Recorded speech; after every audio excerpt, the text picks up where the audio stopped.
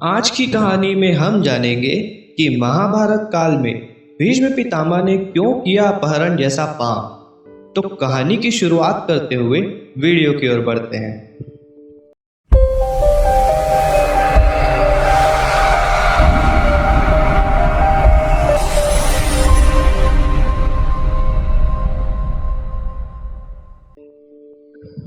आप सब तो यह जानते ही हैं कि शांतनु और सत्यवती को दो संतानों की प्राप्ति होती है, जिनमें बड़े पुत्र चित्रांग की मृत्यु के बाद छोटे पुत्र विचित्रवीर्य को युवराज घोषित किया जाता है।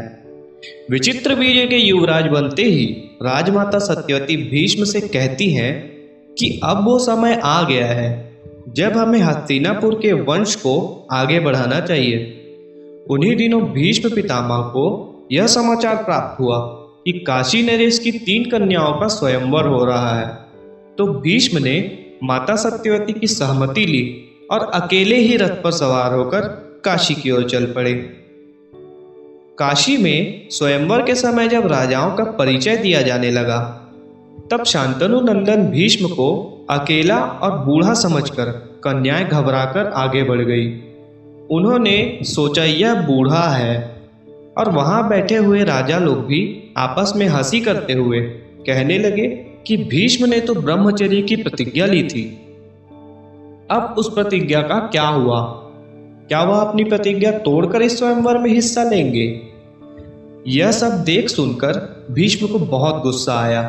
उन्होंने अपने भाई विचित्रवीर्य के लिए बलपूर्वक अपहरण कर कन्याओं को रथ पर बैठाया और कहा कि क्षत्रिय स्वयंवर विवाह की प्रशंसा करते हैं और बड़े बड़े धर्मज्ञ मुनि भी, किंतु मैं तुम लोगों के सामने कन्याओं का बलपूर्वक हरण कर रहा हूं। तुम लोग अपनी पूरी शक्ति लगाकर मुझे जीत लो या हार कर भाग जाओ। मैं तुम लोगों के सामने युद्ध के लिए तैयार हूं।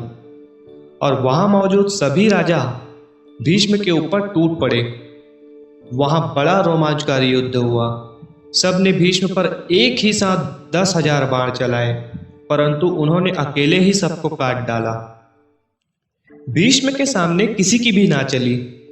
भीष्म की शक्ति को देखकर शत्रु पक्ष के होने के बाद भी सब उनकी प्रशंसा करने लगे, और भीष्म तीनों राजकुमारियों के साथ हस्तिनापुर लौट आए। भीष्म ने तीनों राजकुमारियों में से सिर्फ 2 राजकुमारी अंबिका और अंबालिका का विवाह विचित्रवीर्य से करा दिया।